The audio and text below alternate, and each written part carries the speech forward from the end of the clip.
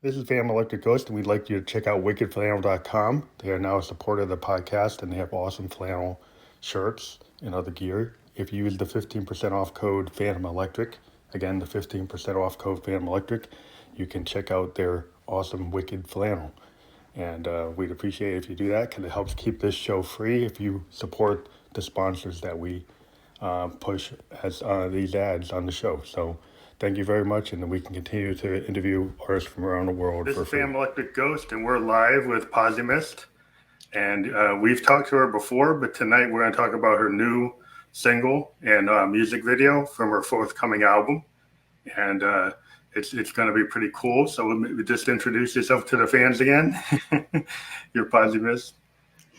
You're in Iceland, right now, right? I am at the moment, yes, in Iceland when we have a volcano eruption. It's going off, right? You're in a safe really spot, exciting.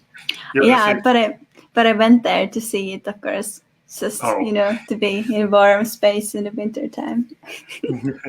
Now, we had talked on our audio program, which we still have, but we've kind of moved into video podcasting because we think it gives the fans a better understanding and just experience with the musicians that we talk to. So this is our new thing. And the cool thing is that we're still going to do the audio only on Anchor FM, and it's going to go out to Spotify and Apple just like normal. Except this video version will be on my Facebook channel, which is running right now. So on Phantom Electric Ghost Facebook, Facebook.com, Phantom Electric Ghost, we're actually live right now. And then YouTube will be published later. So let's get into your music video. So I'm going to start to cue it up. You can see it there. It's getting a little bigger. And now it's going to go full size, and then I'll mute you, and we'll talk about it in a second.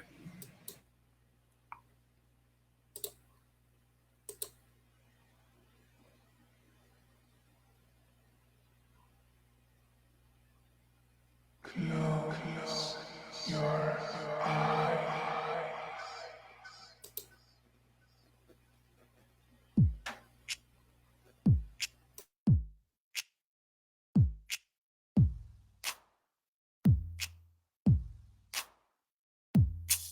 Small city, no lines are down for people coming in. You're creeping my life till yours is better than mine. Whoa, guys, I'm off this place to paradise. I'm tripping those nights, I'm on my way to big city, no time like home where no one's living in. Weird city, still pretty much fine. Who cares anyway, we are lying. Whoa, guys, I thought this place was a paradise. I'm tripping those nights, I'm on my way to paradise. Whoa, guys, I'm off this place to paradise. I'm tripping those nights, I'm on my way to paradise.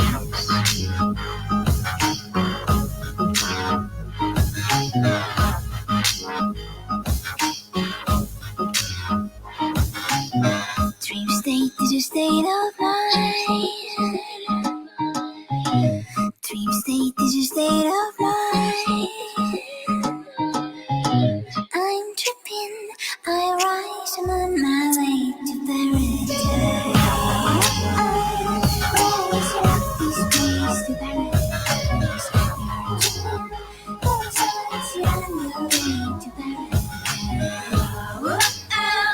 Guys, I'm off this place to paradise. I'm tripping those nights, I'm on my way to paradise. Guys, I'm off this place to paradise. I'm tripping those nights, I'm on my way to paradise. I'm tripping those nights, I'm on my way to. Open your eyes.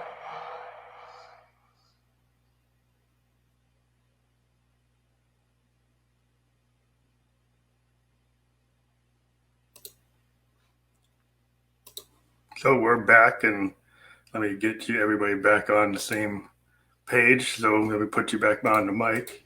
How you doing? So that's a really cool video. I like the production. I like the vibe. And so I'm gonna ask: is this all you? Did you do the whole thing? Well, actually, it's all you, I guess, because when you close your eyes or even if you decide to leave them open, right, then it's your world that's gonna open up. So basically, you are the creator. Yeah. Yeah, So good job. I get that. But in terms of the music, did you do everything in that production for that song? Is that all you on the song? Yep. Yep.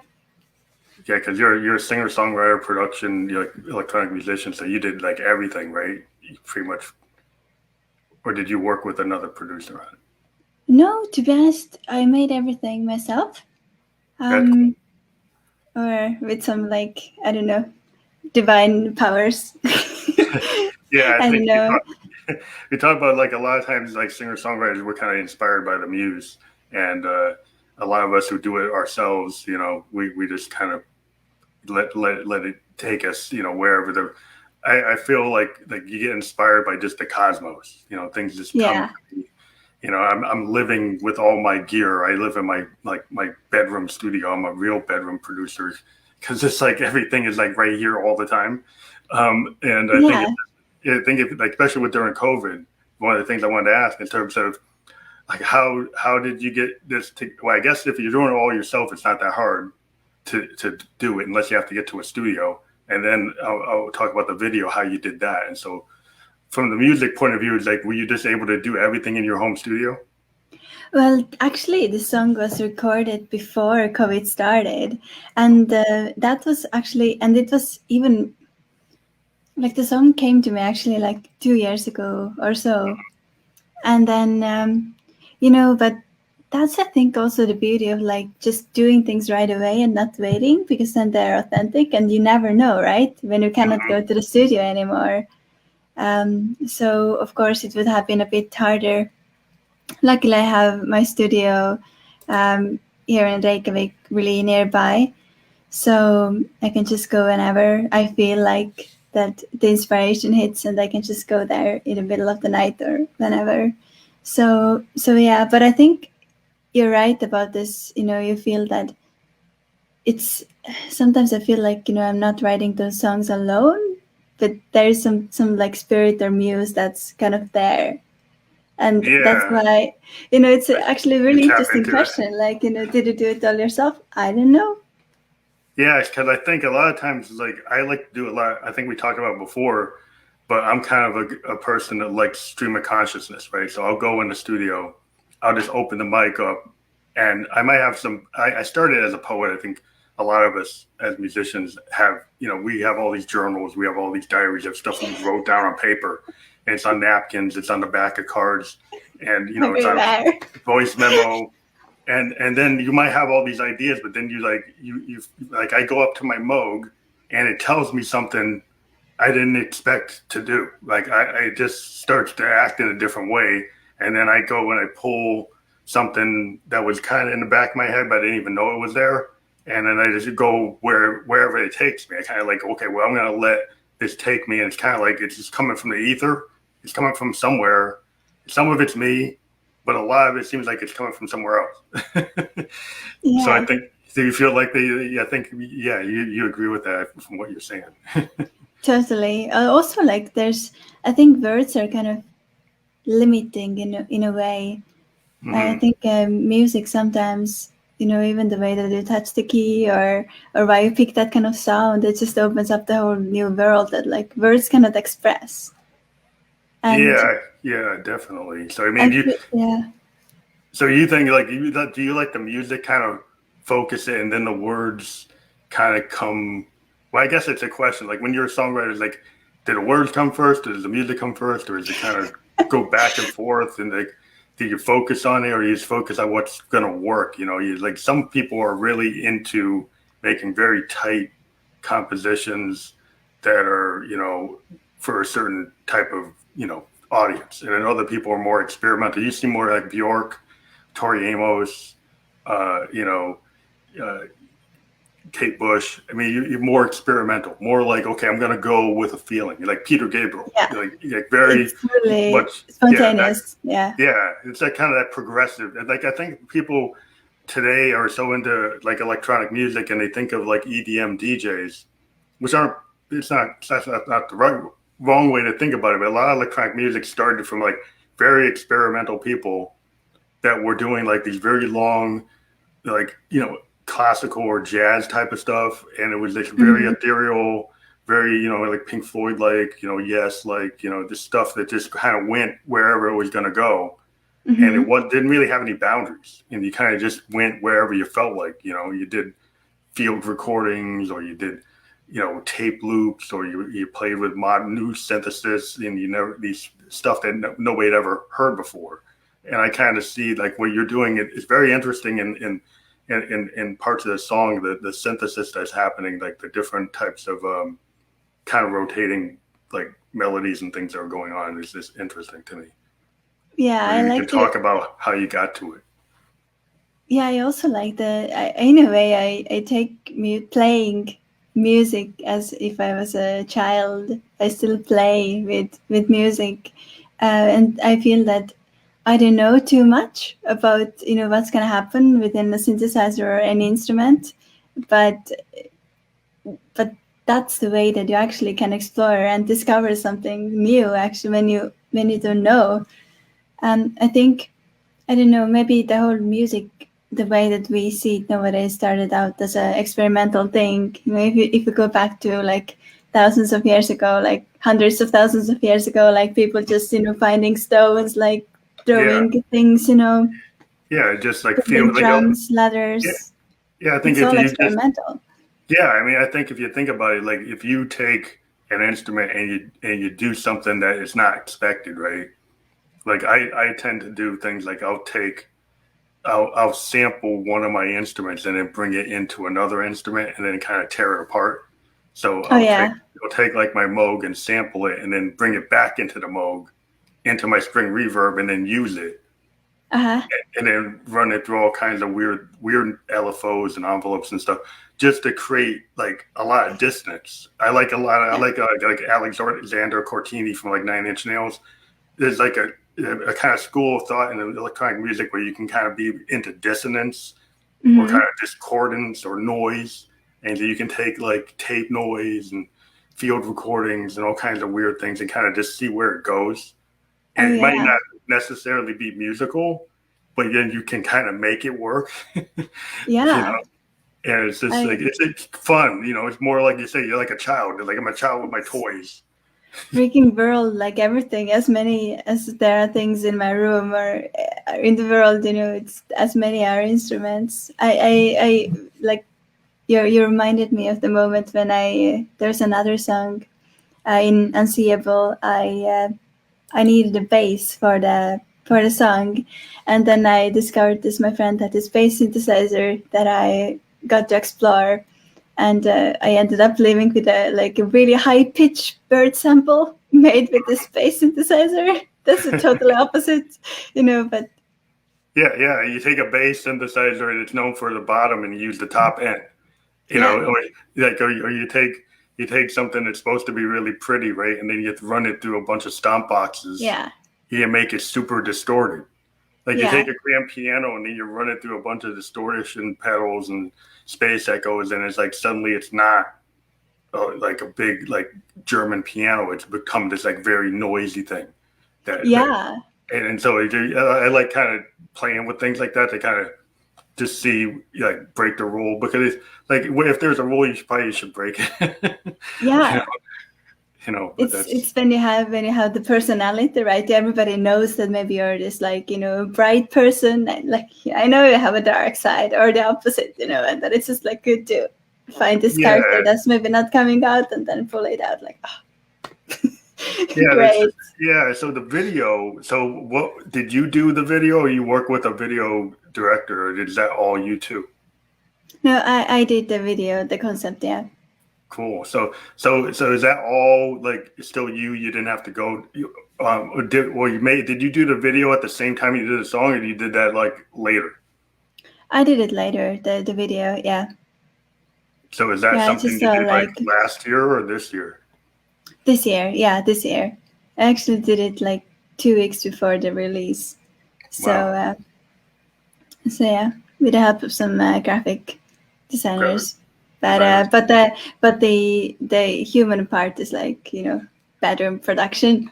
Bedroom production. Yeah, but it's really I like the intimacy of like Mhm. bedroom productions and kind of indie film because I think it's a very authentic and does and it just has a more I mean I think I talked about this before. I grew up with like college radio before like Mhm. MTV, and I found like REM before they were famous. Like they weren't on Warner Brothers, they were like on IRS Records, and Mhm. some college radio DJ played them.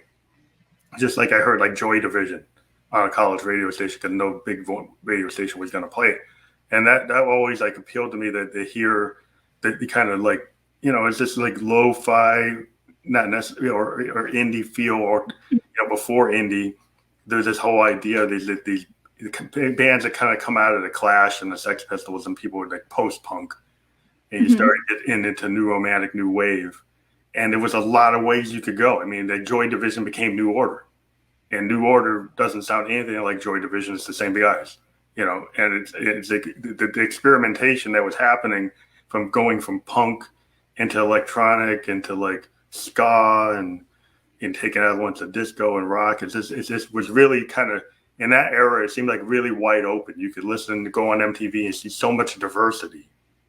Yeah, I think it's kind of it shows. I really like when like personally when brands or bands or whoever is like courageous to take that risk to lose their audience in order to actually grow and move somewhere. Because it's if you have this audience who is like that they love EDM, then it's really easy to just play EDM and that they're gonna eat it. But I don't know. There's also some kind of really like respectable thing in growth. Like if you have a punk band and if it goes into pop or the opposite or whatever happens, it's just Yeah, I feel it's just beautiful. Like I think that's the growth you want because you don't want to get stuck. I think most musicians don't want to get stuck playing their one hit over and over and over again to the same yeah. crowd. They like the Purple Rain Cat or the Stairway to Heaven. There's all these like iconic songs from popular artists, and Mhm. if you ask them, they'll say like, "I really don't like to play that because Yeah. like, I'd rather play a deeper cut that Mhm. maybe never got anywhere, but I feel that was like a better piece of work." But Mhm. the audience didn't see it that way, so I was like, "Okay, you have to work with your audience to what they like, because that's the kind of give and take. Like the audience wants this and they expect this." But then sometimes you want to try to push them because you want to grow. I think every musician wants to grow and Yeah. kind of see where they could go. I think that's really cool to when people are willing to take that risk because sometimes I think the industry has a tendency to not want to be is risk averse. Yeah. I think there's a lot of yeah, I mean, yeah, music is this interesting thing. Like the whole, industry is something so grounded, and music is something so ethereal. And Yeah. so it's kind of like the communication between those two. Well, you're trying to capture a butterfly, Yeah, and it's like you actually destroy the nature of the butterfly if you capture it, yeah, right? yeah, You say like so if you're trying to like break into this ethereal stuff and this astral plane, and you're going into the really strange areas, and then like the machinery of the music industry says, "Well, I like this piece of what you yeah, did, and I want to monetize that. I want to popularize that." But you're still like trying to go in this other direction, and then they want to cage you like the bird. It's like, well, you're pretty. This is real great, and this is beautiful, but we only like this moment. We don't yeah, like these other moments. And then you're like, well, that moment came because I was free to do it. And now yeah. if you put the chains on me, it's like I'm less free to do it. Maybe it's all about just flying just right in the middle. Yeah, it's kind of trying to get that place where they can't catch you.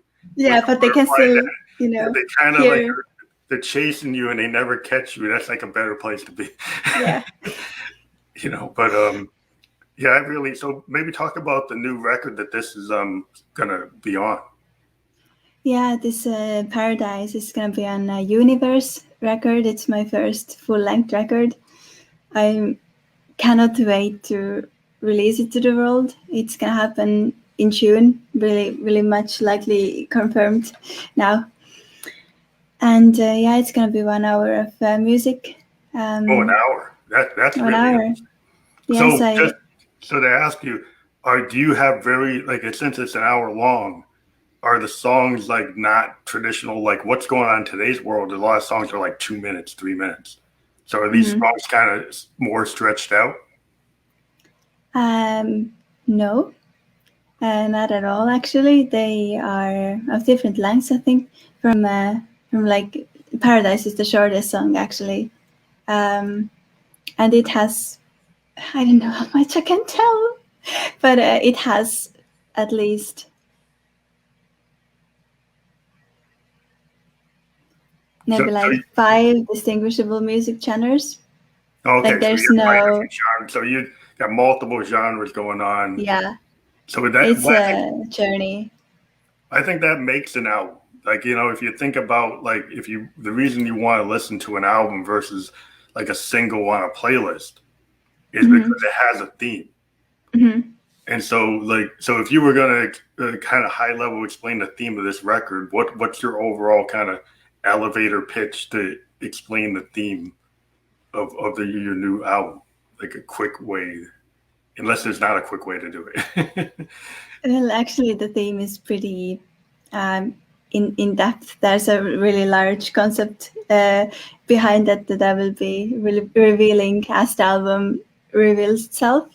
But basically, it's about going inside your subconsciousness and getting glimpses of your past lives experiences that come back as songs. So you will visit places, and the songs are those places.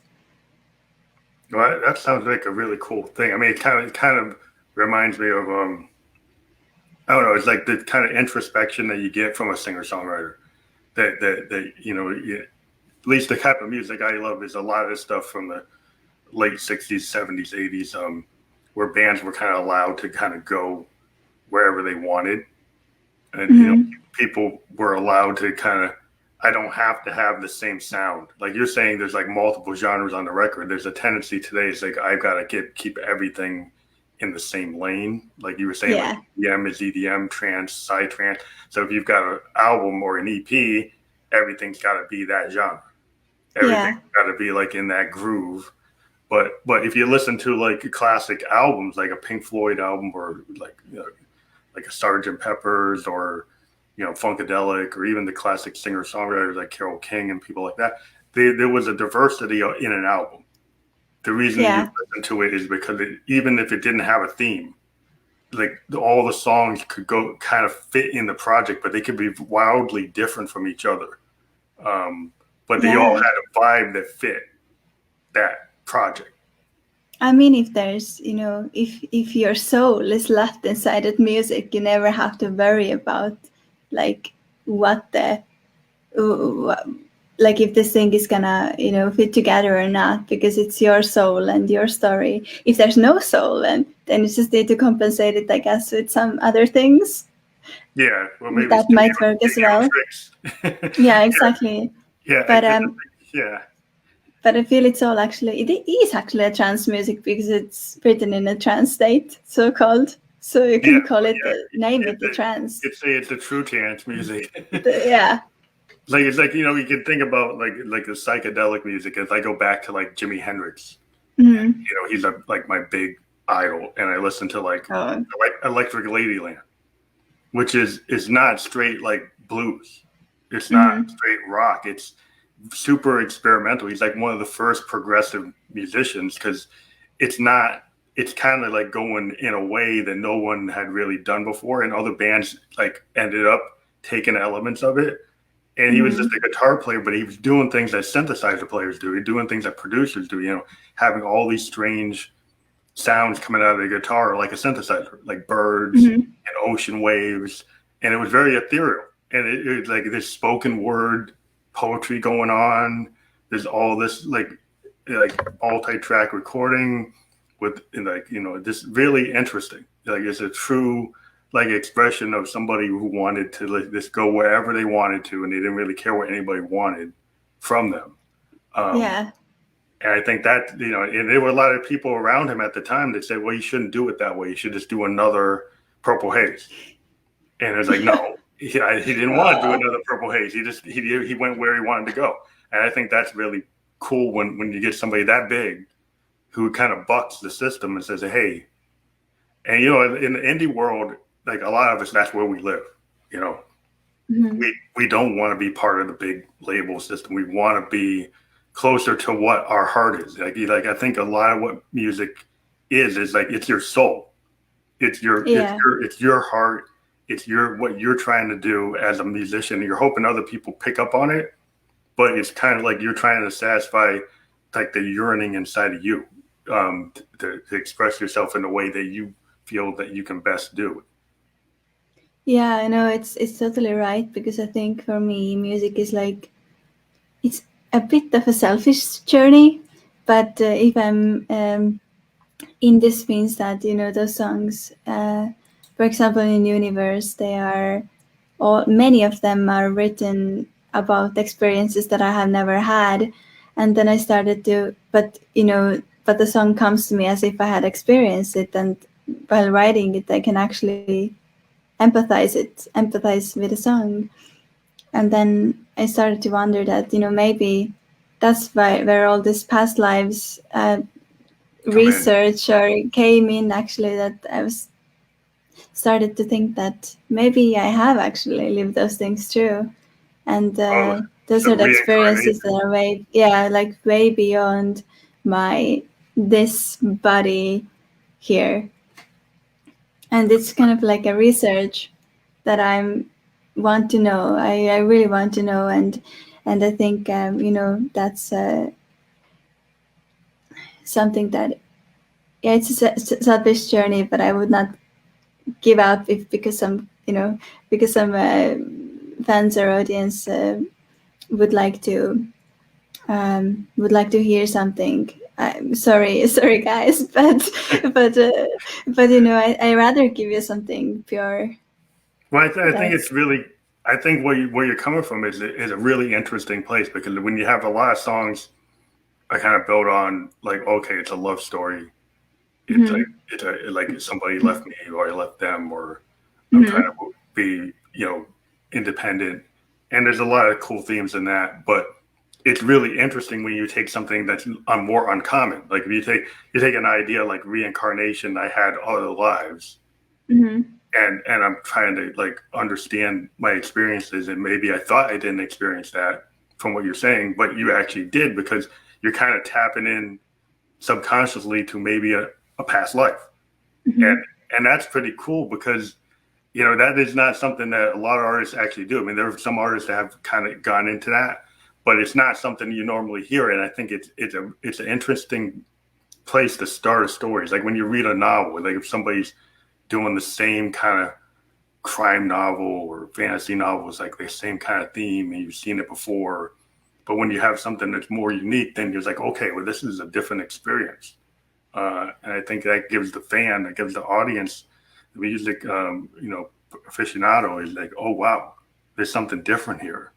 There's something really interesting. I want to get into this. It's not just about, a beat, which is not bad to be about a beat, but it could be about the beat and reincarnation at the same time.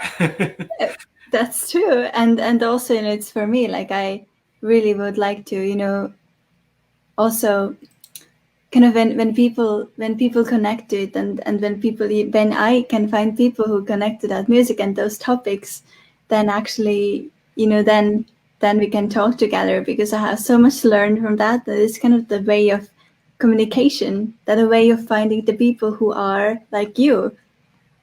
I mean, when people like feel heartbreak or those so-called common topics, that we are all probably going through at some point in our lives, then we turn to a song. We often seek some kind of companionship within a song or a musician to relate to. But what if there are actually people? There are people who are probably alone with the same problems, or like mysteries, like I am. Where did they go? So it's like, I want to. It's maybe like the getaway for them. I think fantasy and music is really cool. I mean, if you think about like, there was a time when there's like, science fiction or fantasy themes. You think about a band like Rush. Rush used to do all these really interesting themes that were really kind of based on science fiction, and they had a lot of ideas of, okay, that's not what normally rock bands talk about. It's kind of going, and Yes used to kind of do this thing with these very ethereal, cosmic things. And they would be these big cosmic pieces, almost like big movements, like in classical music, but it was like jazz and stuff. So it's not what I think it is. It kind of draws you in. And I think what's cool about when the work you're doing is kind of like, it's really good for like if you are listening on vinyl, because, the thing about vinyl is it makes you listen to the whole project. Oh, yeah. So if you've got a project that's like an hour long and it's on a digital system, it's like people will maybe skip through it. If it's on a CD, maybe they'll do it, but on vinyl they'll definitely listen to it. Because it's like once you get involved with the vinyl, you're not gonna lift up the needle. And so I think that's what's cool back in the day when I grew up is like you would listen to the whole Pink Floyd album just because once you put it on, you're gonna listen to the whole thing. And you would be like, that I'm going to focus on this one artist at this one time. And you'd like, close your eyes and put your headphone on and try to get into the world that they're creating. And I think music can do that if you let it. But some people are so distracted by other things that they would listen to music and they're not actually really listening. I mean, it's a fast food society, right? Like we are snacking while watching TV. We are, doing like trying to save time, but those quality experiences, like actually, going to a restaurant or like making a meal and just enjoying it, the really presence, focusing on how it tastes like. I don't know, I think most people are not paying a lot of attention to it, but they're missing a lot of really true experiences. I think the same way as with music, that if you really listen, like not just hear the music, then you can just, I don't know, it opens you up so much and they can give so much. I think most people are just not taking, maybe like taking 10% what it can give. Yeah, I think if you kind of like follow like the top type music, like the top 10 list, top 20 list, top 30 list, there's a certain type of music that people consume that's kind of like, like it's like you said, fast food music. And because it's like, okay, I like the beat, I like it's hip, it's maybe not that deep. It doesn't have like the quality of like if you think about it in the past, you think of like a Joni Mitchell, like a Tori Amos. You think about like Laurie Anderson. You think about like a guy like Lou Reed. You'd have to give Lou Reed. You give him like his songs will go like 6 minutes long. And they're deep in their lyrical content, and you can't like avoid listening to actually what he actually the details of what he's saying. He's actually telling stories, and in a world where people don't want to hear stories, they want to just hear like a line here or there that's kind of catchy. It's just it's kind of like feels like the 1950s today. Like in the 50s, you had a lot of like bubblegum kind of hit music, and it's not bad. I mean, some of that music, Motown music, is brilliant, but it wasn't as deep as what you get in the late 60s, 70s. We start to get people exploring personal demons, all different types of, like environmentalism, outer space, all kinds of politics. You see all this stuff, different topics come in, and then you can open yourself up to, it doesn't just have to be a hit. It actually can be a statement. it actually can bring you into a world. Yeah, I think like I'm really curious about what's gonna happen after this. What's the result of this whole COVID lockdown? I think when people have had a lot of time to spend with themselves alone in the rooms, I think it will change something. I think like it has.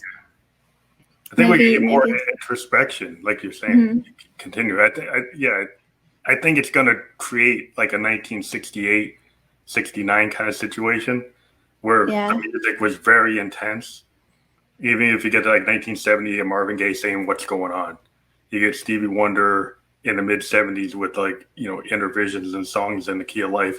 You have people making these big statements in their pieces. I mean, songs in the key of life was like 3 albums. It was like three vinyls in a 78, and it was like this 2.5 hour thing.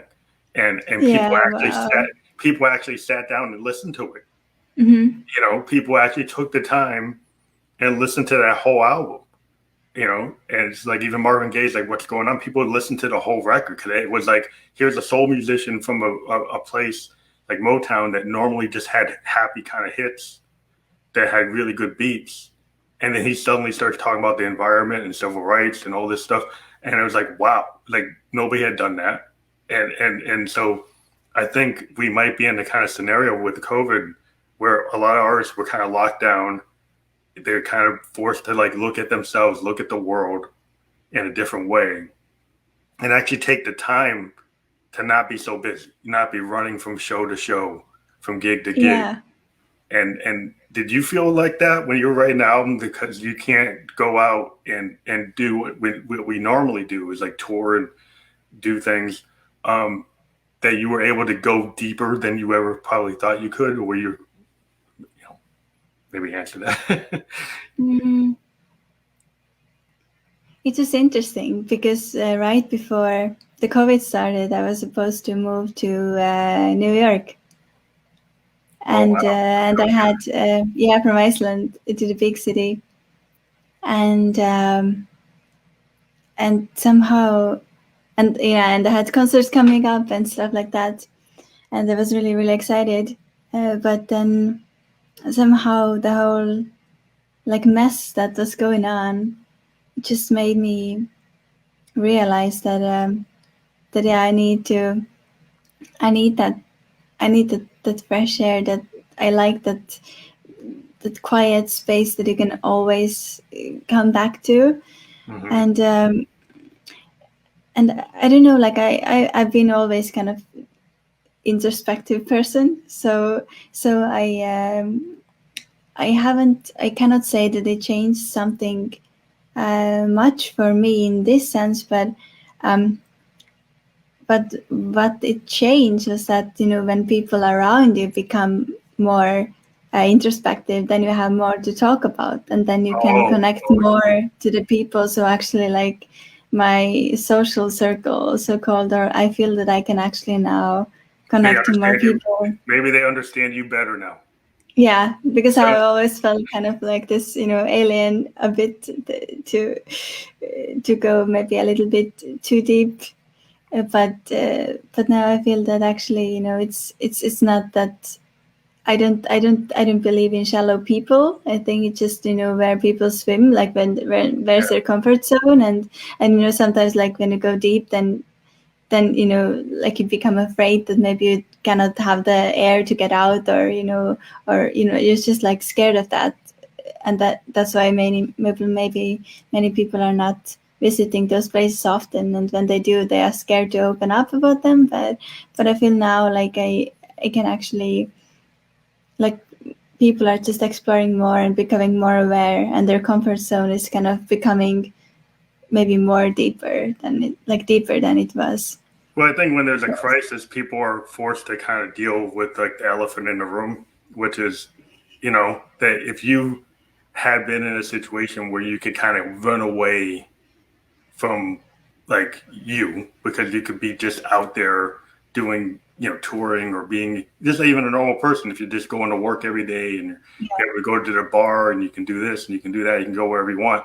But then when you're forced to be like in a pod of like, okay, I gotta be with my wife, my daughter, my kids, or I have to be with my roommate, and I can't go out, and then I gotta look at what's going on, and I can't just run away and do something else. I'm kind of forced to look at myself. I'm forced to look at what's going on, and there's some people that never like to do that. And singers, songwriters, or creatives, I think we do that all the time. I think like in terms of like when we write, we're always kind of pulling something out of ourselves, maybe some pain or some happiness, but we tend to pull pain because songwriters like pain tends to be a better motivator and create better work. But at least for me, maybe not for everybody, but yeah, I mean, we are sensitive, right? And we cannot handle too much of this like weight inside us, right? So it needs to come out. It's kind of feels good. yeah, I think that's and then people who don't do that, they maybe don't understand us. You know, like what I found is like sometimes people who aren't creators that don't know that don't you know, they don't create anything. I mean, they're more consumers of people that create stuff, but they're the fans or the people that are just, you know, they kind of can't are in amazement that people can write music or people can be an actor. Some people they can be a comedian. They're like they couldn't do it, but we're in that kind of zone where we do. But there's a price. A lot of times, like artists like ourselves, we can be in a spot where we're kind of alone. You know, in order to create music, you have to have that kind of quiet, alone time to do something. And other people were like, "Well, why are you gone?" Because I'm working on this work. You know. Yeah. It's but in this ways, I think like people are becoming more maybe understanding and forgiving to us as well. To because they are starting to realize that maybe a little bit of alone time would be great for them too. You know, because it's I think it's always great to do those like self-checks, you know, where you are at the moment, as we are growing all the time, we're changing all the time. And it's, you know, if you don't take those moments, then we just don't know who we are. Like sometimes you remember yourself 5 years ago, you know, if you don't do that, then you might have a really old version of yourself just in your head. And that's really funny. I think that might bring you to some really funny situations. Well, I think it's like we're all like novelists. You know, I think all songwriters are a lot like authors, a lot like painters. Like we're telling stories, and sometimes the story is talking about the future, it's talking about the past, or it's talking about the present. It's talking about feelings, and we as creative people, we can take feelings and not just turn them into lyrics. We can turn them into the song sounds that come out of our instruments. Oh, yeah. I think a lot of people like if you get I'm into jazz a lot and nice. jazz is like really powerful in that you can have a lot of sadness and you can push it through the music and people can feel it. You can feel that you're doing this kind of blue mood, blue kind of thing. And there's a lot of jazz that talks about blue because it's this kind of ennui or this idea that you're melancholy but it actually generates really beautiful music. Oh, and yeah. you can feel it and it's just in the notes you can relay sadness or you can relay melancholy or that type of thing. And that's kind of like the talent I think of a musician is that they can take, you know, their voice as an instrument or their instrument that they're playing and do that. They make me happy too. But oh, totally. And jazz is it's just like a journey. It always progresses and it always moves somewhere. But at the same time, it's so calm. Like often the jazz that I'm listening to, it's often like also like enjoys that place where it is. It's kind of like I am sad, but actually I kind of enjoy it, right? Like this little well, you can kind of wallow in it. You kind of wallow in it a little bit, but then you can kind of break out. And what I like about jazz is that you can be in this kind of movement that's really kind of slow and sad, and then you can go into this kind of hyper thing, and then you come back, and then you change the time signature, and you go back, and you come. So you can be like with the horns, they can be like the saxes can be very expressive and go really kind of wild, and then they can come back down. It's just like any instrument. You can do that with strings too, but saxophones in particular, and trumpets and horns, they just have this ability to convey this kind of emotion that is it's kind of distinctly jazz and like the jazz form that what you can do. We get guys like Coltrane and Davis and Sun Ra. That's kind of where I kind of try to take electronic music in that kind of direction, which is different than what goes on with other stuff. But yeah, it's just kind of where I like the idea of the expansiveness of changing time signatures, changing keys, and just going wherever it's going to go. It just feels good. Yeah. There's some things in music that it just give you different kind of the feeling. Yes, it's the same thing in pop music. Like, I don't know, modulations, all that kind of stuff. That's sometimes maybe cheesy, but I don't know. I kind of feel I enjoy that as well. So but yeah, I like the kind of the flourishes you have in your music, the sounds you choose to use, and the way you do your voice is really it's just very it brings you kind of into it. You kind of like I when I listen to music, I put my headphones on and I just like focus on it, and I don't try to have anything else going on. But that's typically what I do. But like what you have going on is just really it's beautiful, and I like where your headspace is, and so I think it's something that people should experience. And I'm looking forward to your record. I think that it's going to be cool to see you stretch out for a full hour where you go with that. Yeah, I'm happy. Yeah, it's just 1 hour finally. I needed to throw another hour away, not away, but out. Not on the Yeah, it's second. hard. Yeah, well, maybe you have enough for the next one, because sometimes you put together such a big project, and then you say, okay, well, the world can't digest 3 hours of music, so I cut it down to an hour, but I have enough material that I can go into other projects and use it. Do you Yeah, find and yourself doing that, like picking, like, oh, this isn't going to work for this, but maybe this could work for the next one, and then you kind of put it in your library? well, to be honest, I feel like some of the songs that I feel that because this is during the years during this period of the writing the album, like the songs that I wrote that didn't become part of this album were mainly written like mainly older songs, and so I feel that my character maybe has changed Mm-hmm. that much that I cannot re-sing the message Oh yeah, uh, yeah. because it's not true to the me that I am at the moment. And then I just release those as demos as the way Demos. they are from the period they were. Uh, there's nothing to do because then that's the me that I was, and that's the me that I sang them, even though they were like demos. But you cannot. I think that's the best. Yeah, Yeah. sometimes it's just like need to be. Yeah, I need to do this like really like self-reflection, like what's true to you, and it's not like what song was better or worse or anything like that, but it's just like who you are at the moment. I think you need to still. I would like to present it as this is still me, and this is Yeah. still true to me. It's interesting because I was reading this documentary about Prince, and he used to have like so much music, right? But he would have like a project, and it's like a point in time. So he would like maybe be working on something, and then it's like, well, everything that I'm working on in this period of time kind of works right together, but I can't go and take this older track and then just throw it in because Yeah, it's not where my head's at. And yeah, I think he was talking one time. He had this, like the record company people wanted him to take a track from a different period because they thought it was stronger and throw it in as a single.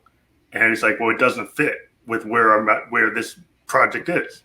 It's just like throwing it out of nowhere and just throwing something in, and it doesn't really fit.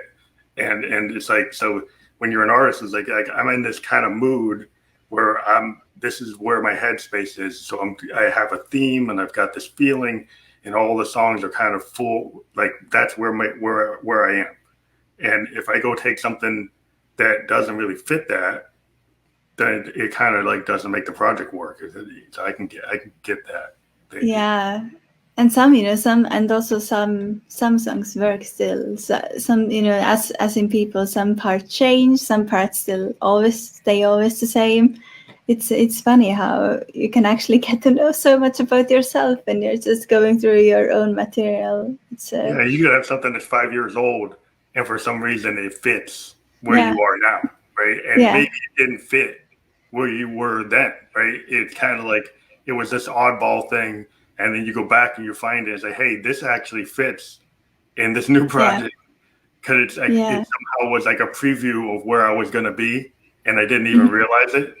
Oh, 100%. Like this is sometimes, your subconscious sometimes knows better who you're heading to, and also this the beauty of like just growing and also experiencing life, experiencing yourself in different environments, like Or also you, this or you could have been like it's too revealing. Like you write a lyric or you write something and it's like, oh, this is too much. It's like I don't feel comfortable because I actually gave out too much, right? And then later you feel more confident that you can put it out because you're not scared what the world's going to think about it because you're more mature, so that you could take something that you were kind of scared of it because it was maybe it's too honest, and so it's too honest, I can't do that. And then later you kind of grown, and so I can handle that now. I can handle how people are going to interpret this, so I will put it out. Yeah, and you can always say that I was just young when I wrote this. It's it's just the past me. It's just the past me. It's not the me that I am now, but like, of course, it's the same. It's still you. It's always like it's the same. It's just good excuse, right? It's just the other you. You go into the looking glass, and the other you is really you. It's just maybe you don't want to admit it. Yeah, well, exactly. Or is still.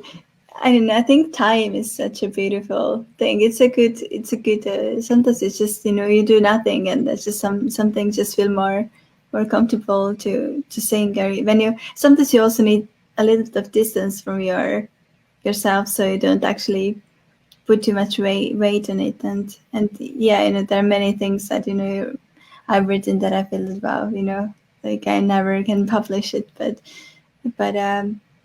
at the same time, those have been the songs that maybe have talked to the most of people. Mm-hmm. So yeah, sometimes your demos are the songs like your fans find a demo, and then they're like, I really want this. You should finish it. You should put it out. And you're like, well, but like at the time you didn't feel good about it, but you're like, fans are like, that's what they like. Oh wow, this is a real gem. Yeah, you don't want. It's like maybe it's not where you are. The fan likes it. It speaks to the fan, and that's weird because like sometimes the fans that you can do something that really speaks to them, but then you're not feeling it, right? Yeah.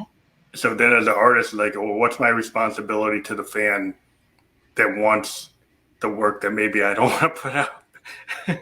Well, exactly. I think that's what I realized and promised myself long time ago, and that to just always do since like just to develop yourself into that point when you're actually okay to give out the demo and not feel ashamed about it.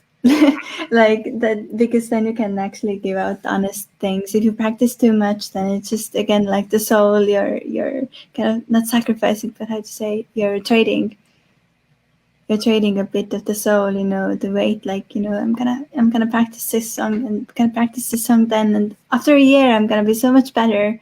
I think that's not how I think sometimes the raw first or second, third take versus like the 10th or 20th or 50th take. Like I've gone back and listened to like famous records, right? From like Dylan, Hendrix, and the Doors. Mm-hmm. And sometimes like the early version of the song actually is the most honest. It has the original intent of the song, and then as they make new versions, they seem to maybe they got scared of what they said, and so they change the lyric, or they get rid of a lyric because maybe it was too revealing, or or it was too much, or they thought so they start like editing to the point where they're like self-censorship or taking the kind of heart out of the song. What I've Oh seen is yeah. sometimes like if you overproduce or go back and do too many takes, then you kind of get the original honesty of that raw first take or second take gets lost, and you just end up like trying to like you end up like self-sabotage. You're like not being true to the original intent. You kind of just are trying to get away from it. Yeah, it's such a working with some kind of ethereal matter, and then I just try to hear it like right when it's the final line. It's the same as you're like brewing some kind of a drink, and then it's just trying to spice it up for like enough of sugar, and then you put a bit more, and then it's already too much, and it's so hard to. Yeah, you wrecked it because it's like I think it's like a painting. It's like if you're an actor or you're a painter, you do that first like take on a performance, and then the director goes back and the editor goes back, and they're like, "Wow, you did 10 takes, but really the first one is the best one." Yeah. And 10, it just seems like in art sometimes like that first attempt is really kind of like it seems like there are things that are a point in time in life that are really beautiful at that point. And if you ever try to go back, it's like time. Yeah. Time happened and you can't recreate it. There's something that you'll always not get, right? And maybe it's not perfect. Maybe you had a mistake in the vocal or you had a mistake in the song, but sometimes like it's a happy accident. It's something that's imperfect, but sometimes art or beauty is imperfect. And Oh yeah. you have to let it be what it is. If you try to perfect it, you kind of destroy it. Well, that's true. I mean, I wonder, where this human perfectionist thing, has risen. Maybe with just too many things around us that are kind of mechanical, right? Like not human made even. If you have too many computers, they'll tell you like, oh, it's not the right pitch. The pitch is off or the BPM's off. So if you put it through a process and it gets sanitized by like some logic, then it starts to analyze it. And it's like music is like, you really shouldn't analyze music that way. Because if you think about like, if you think about the Rolling Stones and the way Keith Richards plays, Oh, it's yeah. it's not on time. He's a lot of time he's way off the time. But it's the kind of character of the way he plays. And if you try to put it in a computer, it would tell you that it's wrong. It would tell you that he's off the beat. He's doing different BPMs on every measure, every bar. And it's like, oh, that's not right. And it's like, well, no, that's why the Stones sound like the way they do. So it's like you can't edit that out. If you do, you'll destroy the sound of the Rolling Stones. Yeah. I mean, it's just all, all around us, just like measure things, in traffic and in the home, like equipment. That's just really little things that, are handcrafted actually. Like, go to the forest. There's not a perfect tree. Or what is a perfect tree? It doesn't exist. They all have different form. They all make a little crooked here, they're a little this off that, but that's their beauty.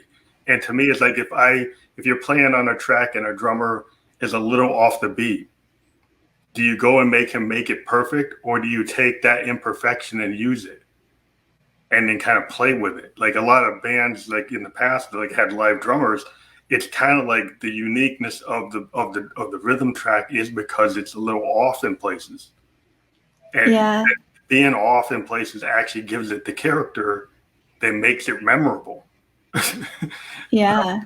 And that's what some people have kind of like with the drum machines and stuff being so tight that then you can't have that. I try to actually program like chaos. I try to put in like randomness into my analog equipment. I like to use analog drums. Then I can throw kind of like really random things into them so that they're not perfect on purpose. So they're a little glitchy. And it kind of being glitched by like LFOs or envelopes or random voltage. And so if you have like an analog drum machine being triggered by random voltage or being triggered by like a slow LFO, and it's going to go and do different beats on different times, then it gives you this kind of feel like it is a real drummer, because I'm not like a one-person artist. But so to give me that kind of feel like there's a human being there, I let the analog equipment kind of have human attributes. Oh yeah, but you, in a way, it's the human behind it, right? Like who programmed it to be. Yeah, to and be perfect. less perfect is actually more perfect. Oh yeah.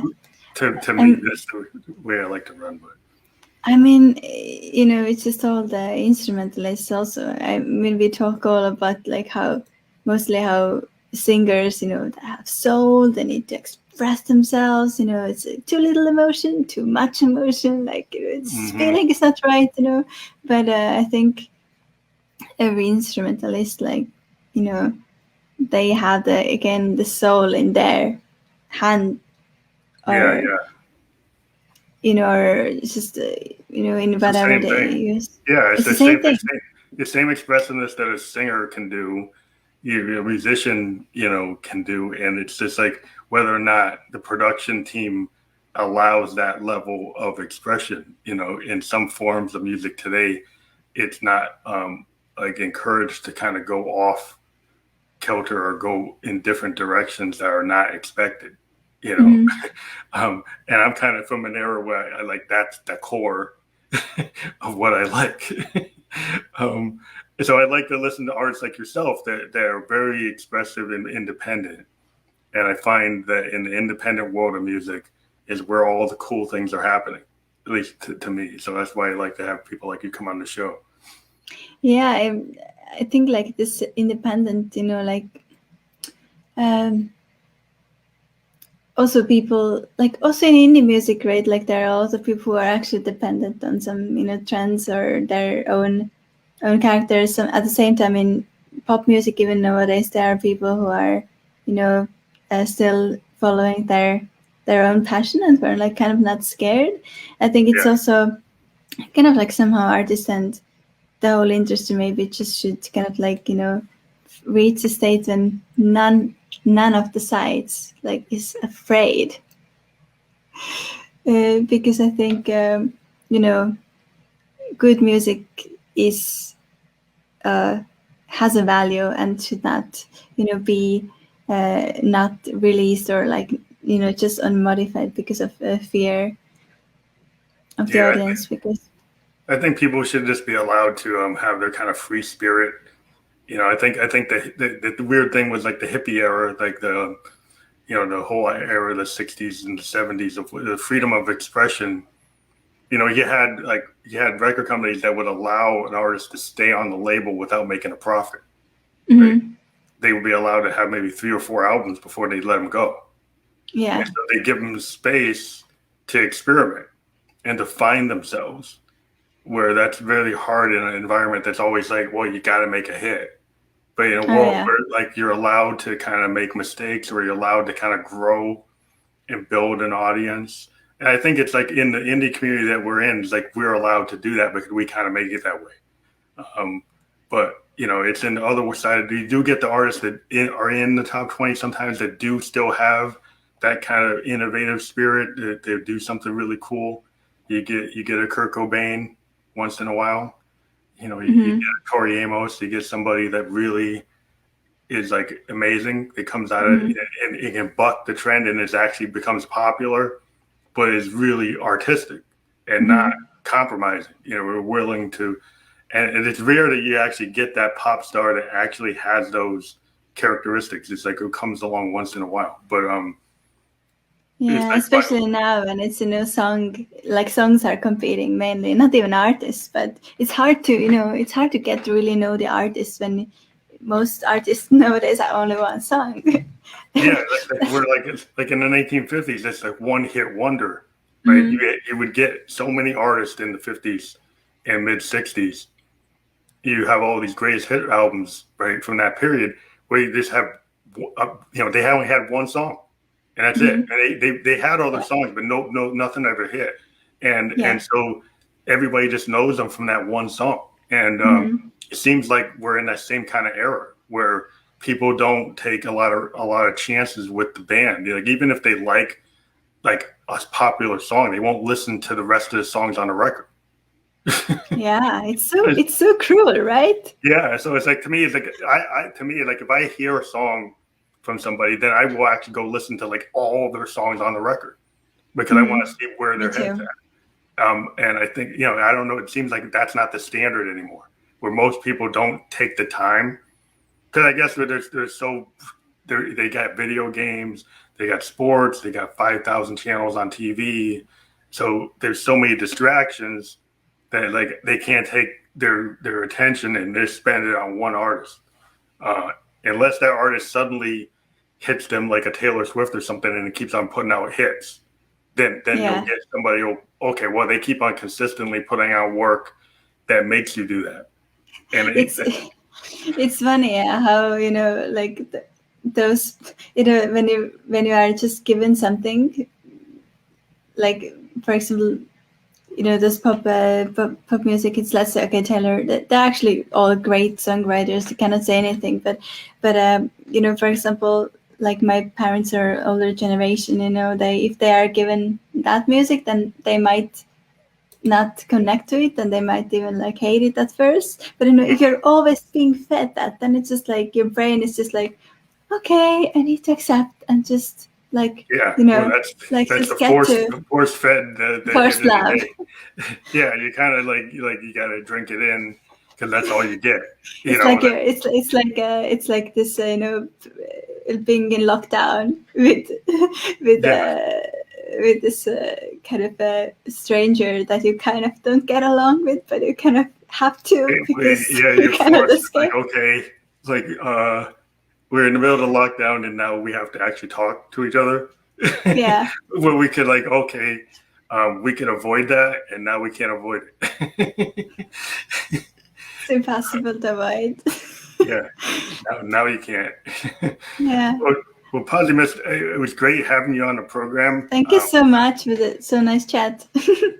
I just will remind you that this will be on YouTube within like an hour, Mhm. and we do have like sponsors and stuff that will be on that version near the tail end of it. But that's how we can keep doing this. But this version here is without sponsorship. Okay. But the ones that later come on will actually have them. But just Mhm. disclosure. But yeah, we're happy to have you on the show again when your project hits, and you're saying June. June, yeah. Yeah, definitely get in touch with us again. We'd like to talk about like an album release episode where if you want to, you can kind of have a reveal. If you're feeling that, that would be cool. Yeah, of course. Feeling to reveal reveal the stories behind that Thank you. dreamscape. Yeah, I'm very excited to hit. It's like, is there going to be like a pre-save coming up? As soon as I see the pre-save, I'm going to hit it. Yes, there will be all the industry things. Yeah. I'm gonna take care of this. You're gonna do all that, so I'll be the first in line for the pre-save. Yeah, but Yeah. it's an audiovisual album, so there will be a website as well. That's what I Oh, can cool. tell. Oh, website. Are you Yeah. gonna do like a DVD, or you just like visual online? Well, it's online. It's actually ready, but it's not Not out on yet. yet. But yeah, it's you will That'd see. be cool. It'd be cool if you did like a physical package because there was like a CD and a DVD. Like that's kind of cool. I'd probably be into that. Well, if there's enough people, then I might You end might up do it. doing that. Yeah. That'd be cool because I like the like I'm an old school. I like to actually pick up a record and a CD or a DVD and actually open it up and read the liner notes and all that. So if you have a package like that, that would be cool. I mean, I'll get it if it's digital, but if it's that way, then I'm like, whoa, I like it. Yeah, I'm working towards that. I really also would like to touch an album. It would be great. Every artist would love to have like the physical record so they can like touch the work. It's so virtual today. Like it's all in the ether. Yeah. It's good that the old days when you actually could have like something to hold and look at while you're listening. That was a big experience. They actually would pull the lyric sheet out and you could read it because it was vinyl and it'd be big enough that you could actually sit down on the couch and actually read it while you're listening. That's kind of cool if people. Yeah. I hope that I can give it to you and other people That would be awesome. as soon as Either way, possible. but I think the site would be cool too. So I'd like to see all that. But we'd love to have you back on, and thank you for being on the program. We're very excited that you're still doing work and happy that you're still safe. And watch out for the You volcano. too, you as well. Watch out for your volcano. Be safe. Yeah, you too. Thank you you so much. Let's keep on making music. We definitely. That's what we gotta do. Yeah, I believe in it. I believe in what you're doing too. Thank you. Thanks. Bye. Bye. This is Phantom Electric Ghost, and we'd like you to check out wickedflannel.com. They are now a supporter of the podcast, and they have awesome flannel shirts and other gear. If you use the 15% off code Phantom Electric, again, the 15% off code Phantom Electric, you can check out their awesome Wicked flannel. And we'd appreciate it if you do that, because it helps keep this show free if you support the sponsors that we push as these ads on the show. So thank you very much, and we can continue to interview artists from around the world for free.